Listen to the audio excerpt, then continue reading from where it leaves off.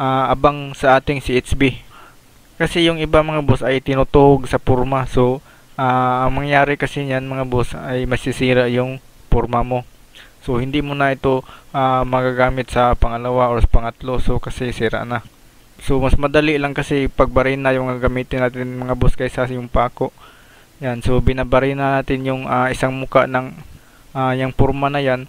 So dyan lang tayo magtatanggal mga boss pagkatapos natin magbuhos. Hindi masyadong mainit mga boss, so at may bubong na tayo. So ililipat natin yung bubong dito sa first floor doon sa itaas.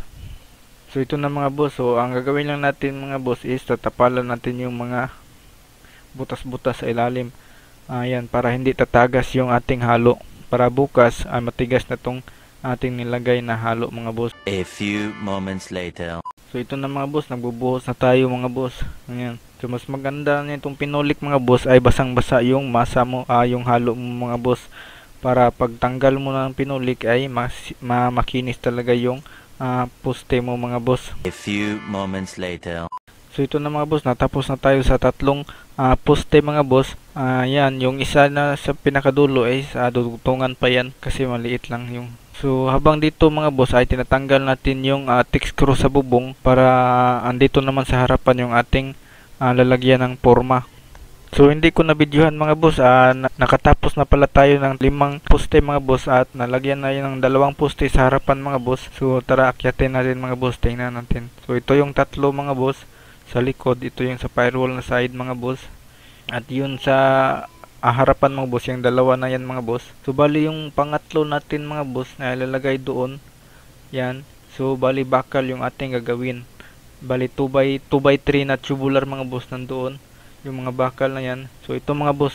So sa isig kakilid mga boss, ginawa natin yan ng poste. Bali ang technique natin dito mga boss is inuna natin yung mga poste. Ganyan. Para pagkatapos ng mga poste is maglalagay na tayo ng bubong. Yan yung dapat pali yung ginawa natin mga boss. Umaga sinimulan na natin ito. Yung ginamit nating bakal mga boss is 2x4 mga boss yan. 2x4. Yung kapal niya is 1.5 mm.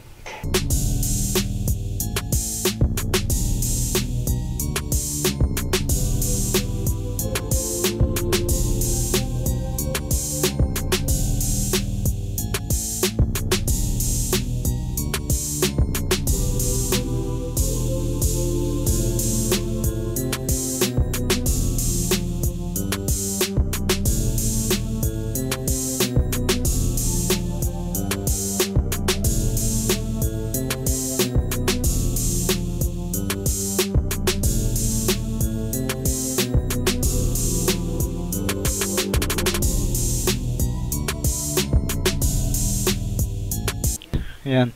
So i-transfer natin yan doon sa itaas. So yan yung so hindi na tayo gagastos mga boss ng si Purlins kasi meron na tayong ito yung gagamitin natin. Yan mga boss is tatanggalin natin at ilagay natin doon sa itaas. So siguro hindi natin ito matatapos ng isang araw. So at least may nalagay lang tayo doon sa itaas para yung mga bubong dito mga boss as iti-temporary lagay natin doon sa itaas.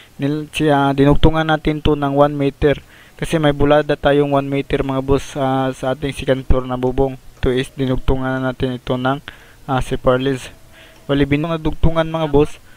Yan. So dinugtungan natin yan ng 1 meter. So time check mga boss is 3 PM. So siguro hindi natin to matatapos mga boss. Ang gagawin lang natin ito, at least makalagay tayo ng 5 hanggang 6 na piraso ng si Purlins para malalagay natin ang bubong, malalagay natin yung yero sa taas temporary mga boss para baka sakaling umulan paggabi, so hindi mababasa yung ating kisame. So yan mga boss, dahan-dahan lang mga boss. So ito yung mga mas maganda mga boss pag nagwi-weld ka mga boss, dapat kumpleto ka sa yung safety. Dapat meron kang gloves, dapat naka-jacket ka, nakakasunis at saka nakasapatos mga boss. Isupin natin yan mga boss pag nagwi-weld.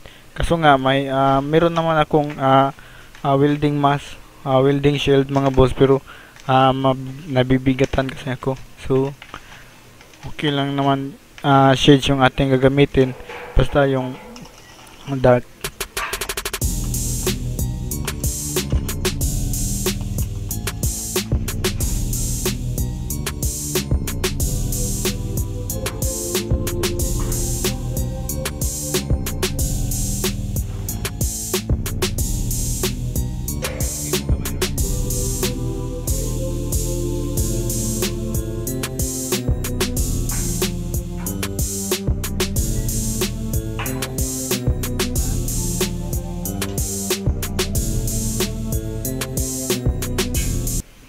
So ito na mga boss, mag-aalas 5 na mga boss. So naka 5 piraso na tayo ng zipper lens.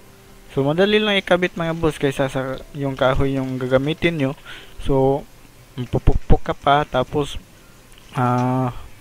hindi pa panghabang buhay yung pagkahoy yung inyong trusses.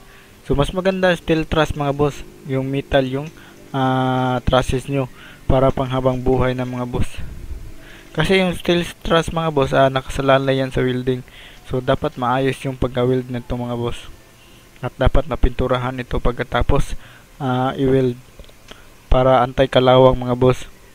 Doon naman sa kahoy mga boss, hindi pang habang buhay yung kahoy mga boss. So, lalo na pag coco lumber yung gamit mo, so siguro nasa 20 years magabok na yan mga boss. So lalo na pag yung lugar nyo ay maraming anay. At may nagsabi mga boss ay panghabang buhay na daw yung kahoy pag nilagyan nyo ng sulignum o yung anti-anay. So mga boss, yung sulignum mga boss ay hindi yan pang matagalan. Kumbaga may expiration din yan mga boss. Siguro nasa mga 8 to 10 years mga boss yan, mawawala na yung bisa ng sulignum. So pwede na yan katngatan ng angay. Bali yung gamit pala nating welding machine mga boss is yung inverter mga boss. Yan, inverter 300 amperes po yan mga boss, yung max nya. So sa ating isinisit ngayon mga boss is nasa 120 lang mga boss, kasi 1.5 yung ating kapal ng ating, kasi magdidepende kasi yung amperahe natin doon sa kapal ng metal mga boss. So dito yung gamit natin is 120 amperes mga boss, kasi 1.5 naman yung ating bakal, yung kapal niya. So mas makapal. Kung halimbawa 1.2 yung kapal ng bakal mo, so mag-adjust ka sa welding rod at tapos mag-adjust ka din doon sa amperahe ng iyong welding machine. So dito ko muna tapusin mga boss. So sa next natin na video is ipakita ko yung paglalagay ng yero at paglalagay ng mga pasya at saka frame at saka yung mga gutter. So hanggang dito na lang muna mga boss. Maraming salamat sa panonood. Kung gusto niyo yung video na to, please like and subscribe this channel.